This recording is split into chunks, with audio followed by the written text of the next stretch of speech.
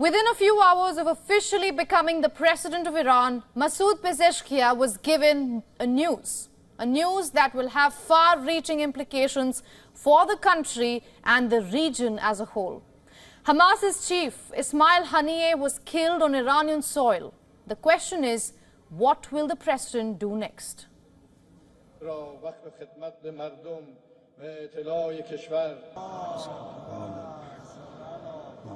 As Masoud Pezeshkian was being sworn in as Iran's 9th president, he knew what came with the title. It was Ibrahim Raisi's legacy cut short. دولت من هرگز تسلیم زورگویی، فشار و استانداردهای دوگانه نخواهد شد. But hours after his first speech as the president of Iran, this happened. Breaking news coming in. Hamas chief Ismail Haniyeh and one of his bodyguards have been killed after their residence in Tehran was targeted. Hamas's political chief Ismail Haniyeh was killed on Iranian soil.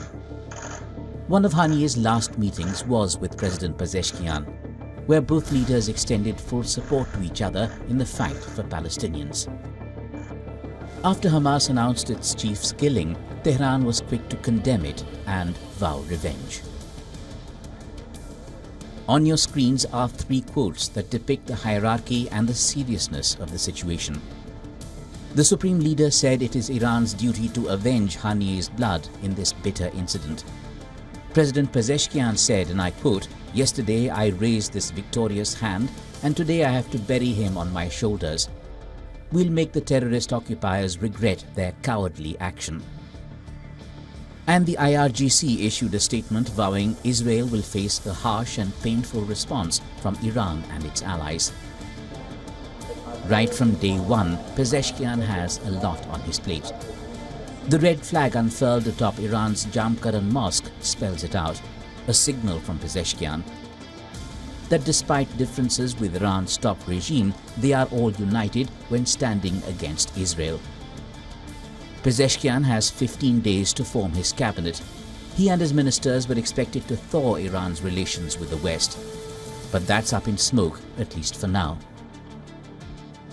Experts say the country's economy is banking on his reforms, domestic and global. The Iranian currency nosedived on news of Haniyeh's death. It was trading at more than 600,000 riyals per US dollar. So amid thickening war clouds, the new president of Iran has a delicate balancing act to maintain. One with the economy, the other with security. Bureau Report, WION Worldwide.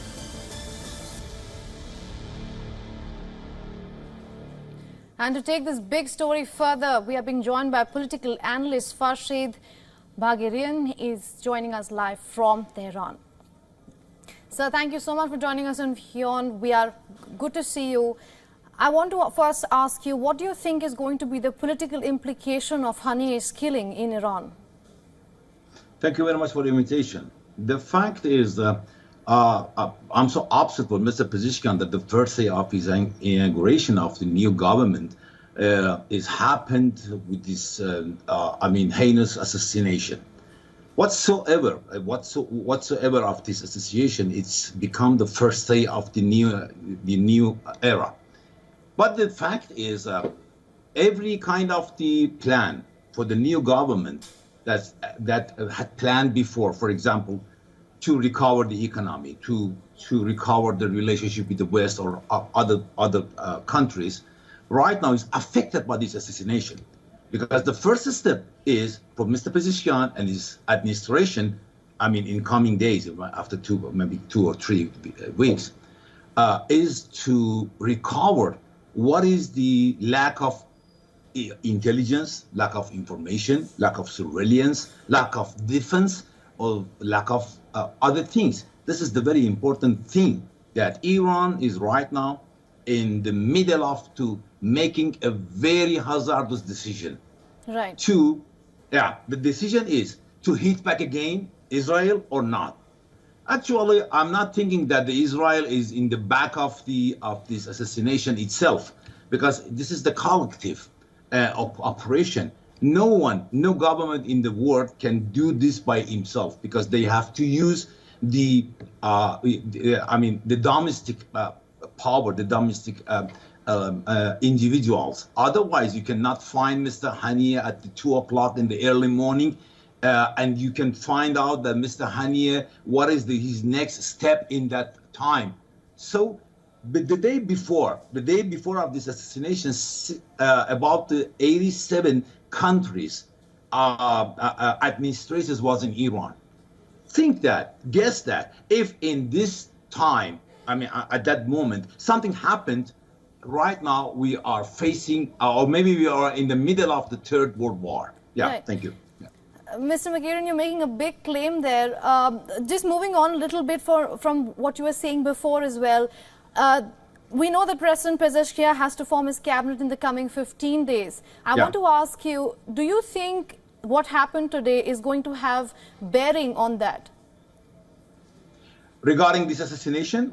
Yes, absolutely. Do you think that adds more pressure on Pezeshkian?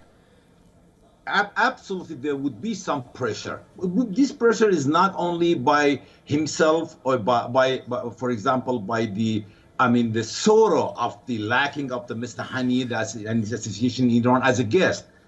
The pressure is by the army on Iran. We have, we have two official army.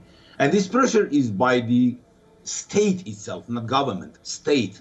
Because in Iran, we have councils, different type of councils. And these councils make the decision, like United States, for example, CFR, Council of Foreign Relations. In Iran also, we have many councils. And these councils have their own pressure. And the hierarchy of this pressure is too much for Mr. Pezeshkian.